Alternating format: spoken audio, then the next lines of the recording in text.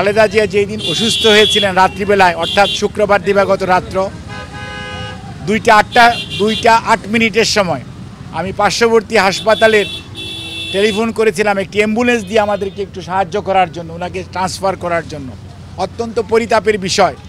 হাসপাতালের নাকি নিয়ম হচ্ছে তাদের হাসপাতালে ভর্তি হলেই রুগীকে তারা অ্যাম্বুলেন্স সার্ভিস দিবে। এটি অ্যাম্বুলেন্স বা জরুরি চিকিৎসার কোনো নিয়ম হতে পারে? এবং একটি ইঞ্জেকশন অ্যাট্রোপিন, একটি ইঞ্জেকশন অ্যাড্রেনালিন, 2 অ্যাম্পল ইঞ্জেকশনের জন্য তাদেরকে অনুরোধ করেছিলাম ইউনাইটেড হসপিটালের ডিউটি ম্যানেজার চিকিৎসকদেরকে, বাট দে ডিনাইড। কারণ তাদের বক্তব্য ছিল রুগী তো আমাদের হাসপাতালে ভর্তি হবে না, অর্থাৎ রুগী যদি তাদের হাসপাতালে ভর্তি হয় তাহলে জরুরি চিকিৎসা পাবে, অন্যথায় জরুরি চিকিৎসা পাবে না। এটি জাতির জন্য দুর্ভাগ্যজনক। এবং এই ধরনের জরুরি ব্যবস্থা এবং অ্যাম্বুলেন্স সার্ভিস আদৌ আছে কিনা আমার মনে হয় যে সত্যিকার অর্থে দেশে তো একটা নিয়মতান্ত্রিক শাসন ব্যবস্থা নাই, সেই জন্য কোনো নিয়ম নীতির তোয়াক্কা আজকে কোথাও নাই। এবং মহান রাব্বুল আলামিনের কাছে শুকরিয়া আদায় করি,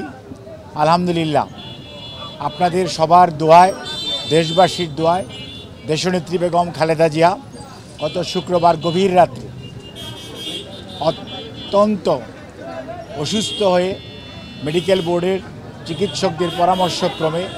এভার কেয়ার হসপিটালে ওনাকে স্থানান্তর করা হয় রাত্র 3টার সময়। পরবর্তীতে উনি এখন পর্যন্ত এখানেই করোনারি কেয়ার ইউনিট। ঢালাইয়ে দৃঢ়তা, নির্মাণে নিশ্চয়তা, প্রিমিয়ার সিমেন্ট, ঢালাইয়ের রাজা। চিকিৎসাধীন আছেন professor doctor Shahabuddin Talukdar, professor doctor Atahar Ali Khan, professor doctor Shams Monowar, professor doctor Reza, সেই সাথে professor doctor Zafar Iqbal, professor doctor Fakhruddin Mohammad Siddiqui, professor doctor Nuruddin Ahmed সহ প্রফেসর ডক্টর শামসুল আরিফিন, এবং দেশের বাইরে থেকে প্রফেসর ডক্টর রফিক আহমেদ এবং প্রফেসর ডক্টর হাইবুর রহমান লুলু, ডক্টর জুবাইদা রহমান, আমাদের ভারপ্রাপ্ত চেয়ারম্যান মহোদয়ের সহধর্মিণী সহ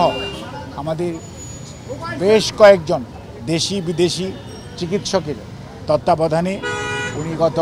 শুক্রবার রাত্র থেকে চিকিৎসাধীন থাকা অবস্থায় চিকিৎসকদের পরামর্শক্রমে জন হপকিন্সের যে মেডিকেল টিম ছিল সেই টিমের 3 জন ডাক্তার, ডাক্তার হ্যামিল্টন, ডাক্তার ক্রিস্টস জর্জিয়াডিস এবং ডাক্তার হামিদ রব, তাদের সবার সর্বসম্মত সিদ্ধান্তক্রমে ওনার হৃদযন্ত্রের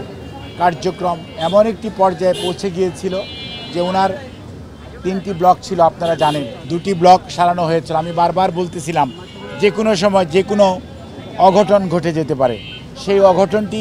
গত শুক্রবার রাত্রে ঘটতে যাচ্ছিল এবং সেই অবস্থায় ওনাকে চিকিৎসকরা, ওনার মেডিকেল বোর্ডের সদস্যরা দ্রুত হসপিটালে ট্রান্সফার এবং সেই অনুযায়ী ওনার যে চিকিৎসা সেটি শুরু করেন এবং তার সর্বশেষ অবস্থা অর্থাৎ আজকে প্রথম টেম্পোরারি পেসমেকার, পরবর্তীতে পার্মানেন্ট পেসমেকার লাগিয়ে আজকে এই মুহূর্তে উনি ক্রিটিক্যাল কেয়ার ইউনিটে চিকিৎসকদের সার্বিক তত্ত্বাবধানে নিবিড় পর্যবেক্ষণে রয়েছে।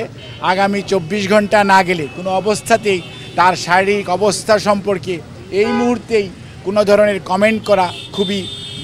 বিব্রতকর হয়ে যেতে পারে। কাজেই আমরা মনে করি আপনাদের মাধ্যমে দেশবাসীর কাছে ওনার পরিবার এবং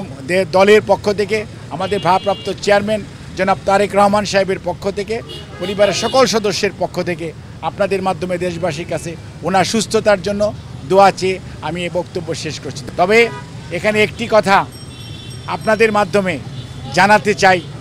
এবং জানার আগ্রহ রয়েছে একজন চিকিৎসক হিসাবে, একজন মানুষ হিসাবে, সেটি হচ্ছে এই